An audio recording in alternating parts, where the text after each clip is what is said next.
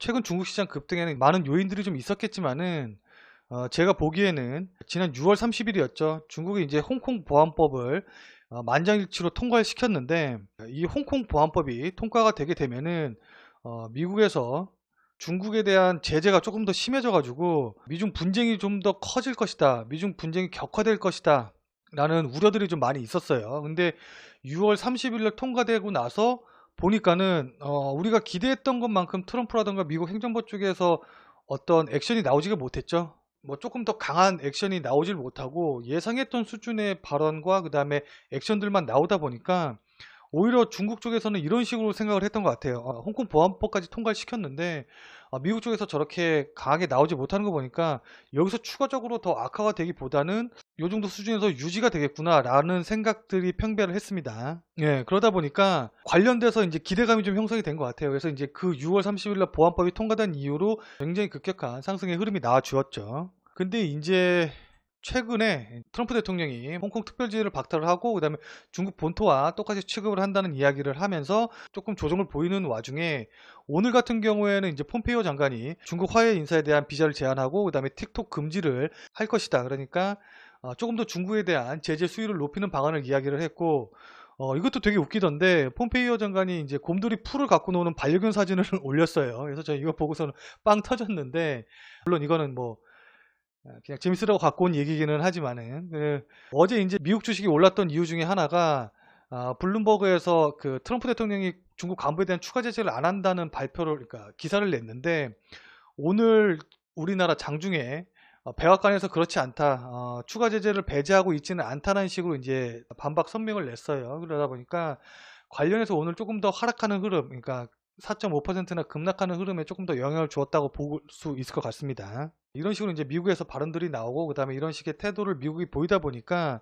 미중 무역 분쟁이 더 이상 격화되지는 않을 것이다라고 봤었는데, 이러다 보면 미중 분쟁이 조금 더 격화되는 거 아닌가 우려가 나왔고, 이 우려로 인해서 급락이 나왔다고 보는 것이 좀 맞을 것 같습니다. 우리나라 증시 역시 중국 증시와 연관성이 높기 때문에 중국 증시가 만약에 지금 수준에서 추가적으로 더 하락을 한다고 하면은 우리나라 시장에도 악재로 작용을 할 것입니다. 그렇기 때문에 우리나라 시장을 좀 살펴보면은, 제가 이제 저번 주 목요일 날 말씀을 드릴 때 이제 다음 주쯤에 변동성이 좀 커지는 움직임 흐름이 나올 것 같다라고 말씀을 드렸었는데, 이때가 이제 저번 주 목요일이었는데 뭐 물론 위아래로 변동이 좀 있기는 했지만은 종가상으로 봤었을 때는 거의 비슷한 움직임을 보이고 있거든요. 그러니까 종가상으로 봤었을 때는 거의 비슷한 횡보하는 흐름을 좀 보여주었어요. 그래서 직전 고점인 2217.21을 돌파하는 흐름이 나와준 것도 아니고, 그렇다고 해서 20일 이평선을 깨고 내려가는 흐름이 나와준 것도 아니기 때문에 이전부터 계속 말씀드렸던 아일랜드 갭 있죠. 갭 상승과 갭 하락이 나오면서 만들어진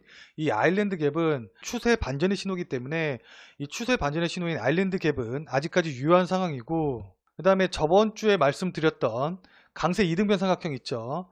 위아래로 변동 나오다가 윗변 돌파한 흐름이 나오고 그 다음에 밑변을 지지하는 되돌림 나오고 나서 추가적으로 반등이 나왔기 때문에 강세 이등변 삼각형 패턴은 여전히 완성되어 있는 상황이고 진행이 돼 가고 있는 모습입니다.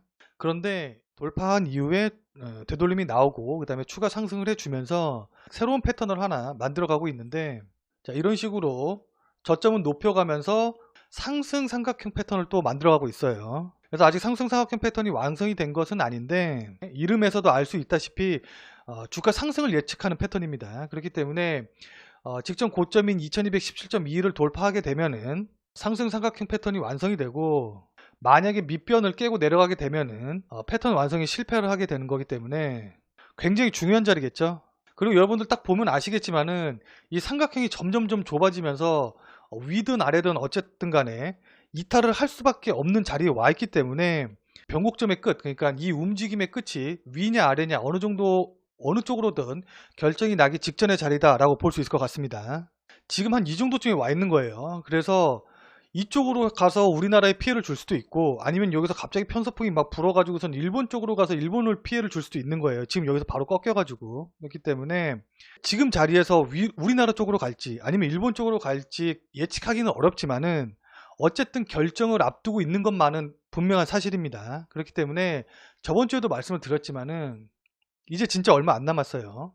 태풍의 진로가 곧 결정을 앞두고 있기 때문에 위든 아래든 방향을 미리 결정을 하신 다음에 대응을 하지 마시고 지수가 움직이는 것을 확인을 하시고 지수가 움직이는 방향에 따라서 대응을 하시는 게 좋을 것 같습니다. 그래서 지금 자리에서도 저번 주에 말씀드린 거랑 똑같아요. 직전 고점인 2210.21을 돌파하게 되면은 그때는 상승 쪽으로 보시고서는 매수 대응을 해주시면 되고, 적어도 21 이평 자리를 깨고 내려가는 흐름을 확인하시고 나서 그 다음에 보유하신 종목들이 있으면은 수익 실현의 관점으로 대응을 하시는 게 좋을 것 같고, 혹시라도 인버스 보유하신 분들 같은 경우에는 아까도 말씀드렸다시피 상승하게 되면은 이때는 매도하시는 게 손절 처리하시는 게 좋을 것 같고, 적어도 21평 깨고 내려가는 흐름이 나온다고 하시면은 이때는 홀딩을 하시면서 추가적으로 하락하는 것을 좀 기대해 보실 수 있을 것 같아요. 이런 식으로 다음 주의 흐름도 저번 주랑 똑같이 보시면 될 것 같습니다. 저번 주랑 변동폭이 거의 없기 때문에 대응 방법은 똑같은데,